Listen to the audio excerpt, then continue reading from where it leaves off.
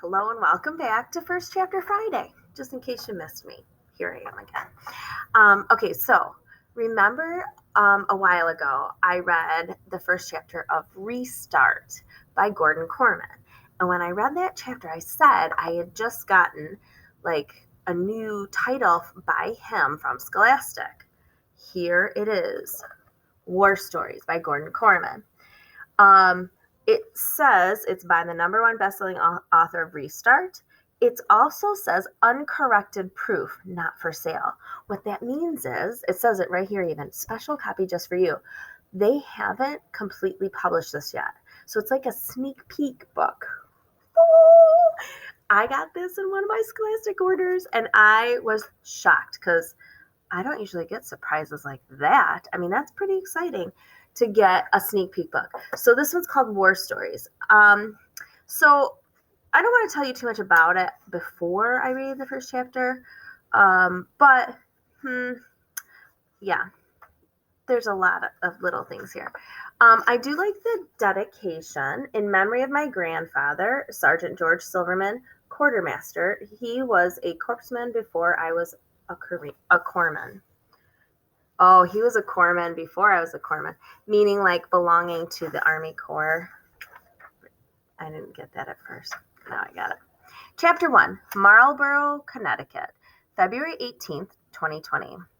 The exploding artillery shells blossomed all around him, turning the dark of night into a fiery orange day. The rattle of machine gun fire sliced through the endless booming, carving a spray of concrete chips from the stoop dangerously close to his combat boots.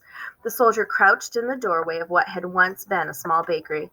Now it was just a burnt-out shell, along with the rest of the French town. After days of air and artillery bombardment, mortar spikes, and sniper fire, he was separated from his unit, if there was any unit to be separated from anymore.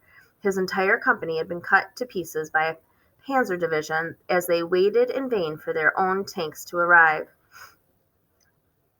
It had been how long? 10 minutes? 15? Since he had last seen an American uniform. Not an upright one, anyway. The dead from both sides lay thick in the streets. The soldier had survived many battles in this war, but it was time to face the fact that this one might very well be his last. The flash came a split second before the explosion. The bakery disintegrated around him, collapsing into dust. At the last instant, he hurled himself out into the street just as the heavy wooden doorframe came down. By the way, are you guys thinking, oh my gosh, it said Connecticut in 2020.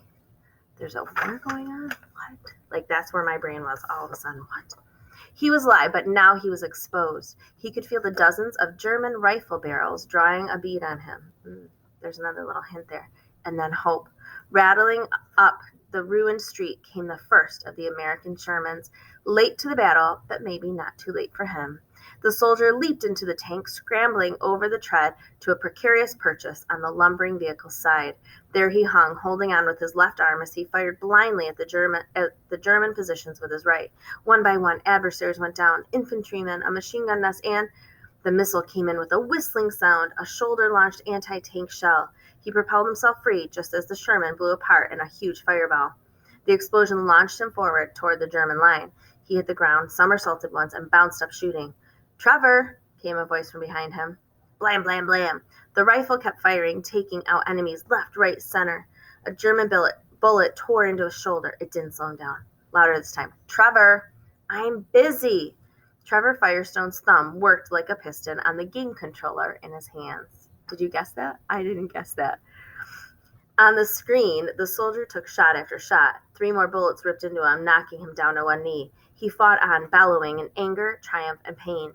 Trevor bellowed right along with him, wrestling with the controller as if it would help destroy the enemy. I'm imagining some of you might do that. Pop! For a moment, the soldier was frozen there, his face contorted with agony and heroic effort. Then the screen went dark. What? Trevor wheeled around to find his father leaning over the game console, the plug in his hand. I might be that kind of parent, by the way. What did you do that for? I was in the middle of this amazing battle. I think 2.5 hours of battling is enough for one day, Daniel Firestone told his son. No, Trevor exclaimed in true pain. Didn't you see how many Germans I was killing? It had to be a personal best. I can't believe you pulled the plug before my progress could even be saved. How am I supposed to level up now? Daniel looked disapprovingly at his 12-year-old son. I hope you understand that in the real world, killing isn't any kind of progress. My guy's fighting in World War II, Trevor argued. He's supposed to kill Nazis. That's his job. Ask Gigi. He was there. You're right, Trev, his father replied. Your great-grandfather fought in World War II, and I'm sure he would tell you there was nothing glamorous about what he did over there. Are you kidding? Trevor crowed. He was a hero. He was awarded the Bronze Star and a medal from the French, too. He's always talking about how cool it was. He makes it sound cool sometimes, Dad amended, and it was an important part of history, but there's nothing cool about people killing each other. That's not what Gigi says, Trevor insisted stubbornly. Just ask him. His father sighed. You can ask him yourself. He's coming for dinner tonight. He'll be here any minute. Trevor jumped up. Why didn't you say so? He ran to the bathroom and began washing his hands. Dad rolled his eyes. I've been trying to pry you off that game console for more than 2 hours, but just the mention of Grandpa's name electrifies you into action. Trevor toweled off his wet hands. It was true, of course. There was just no explaining it. Gigi was Dad's grandfather, but really more like his father because his grandparents had raised him from the time his father died, so Dad never saw Gigi as this big-time war hero. Plus, Dad was a history teacher, so he knew about war, but the only thing he ever talked about was how awful it was and how we all had to pray that it would never happen again. Trevor wasn't crazy. He didn't want war, but World War II was maybe the biggest, most important thing that had ever happened. No made-up story, book, or movie could even come close to it.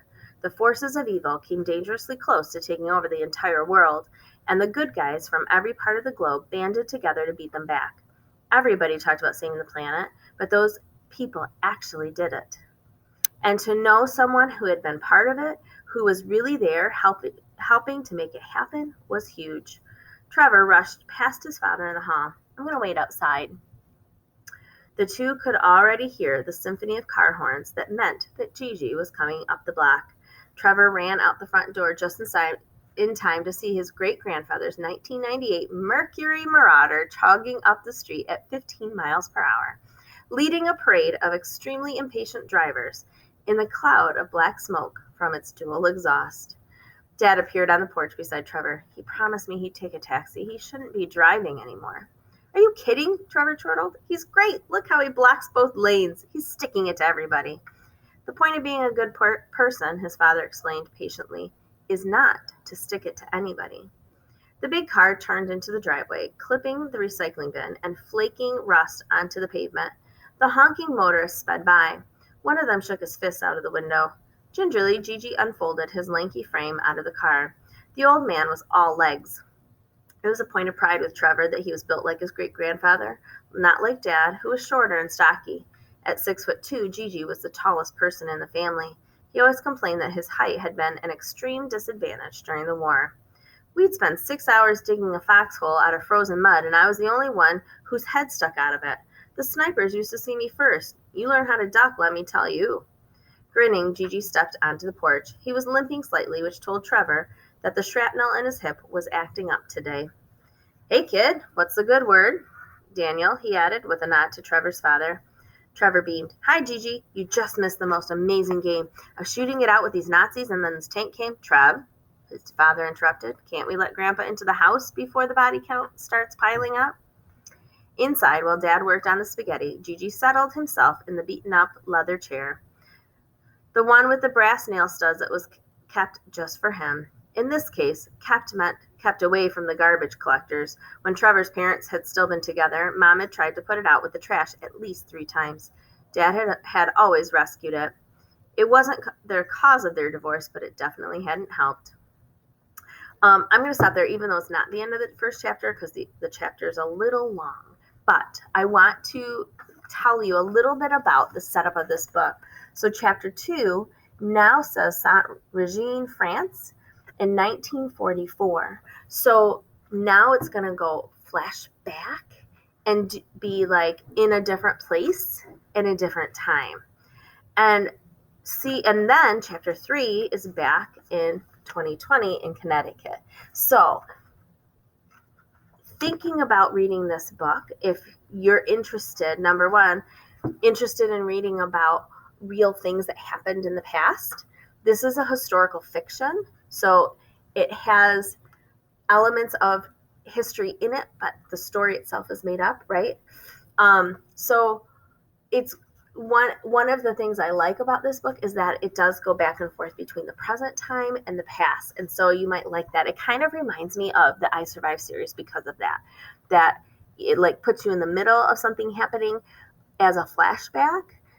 So if that's something you're interested in, you might like war stories. So keep an eye out for it in your scholastic flyers from your teachers, and ask your parents if you're interested in that kind of reading. This book might be for you, right? But like I said, it's not quite out yet, so you'll have to keep your eyes open, and happy reading.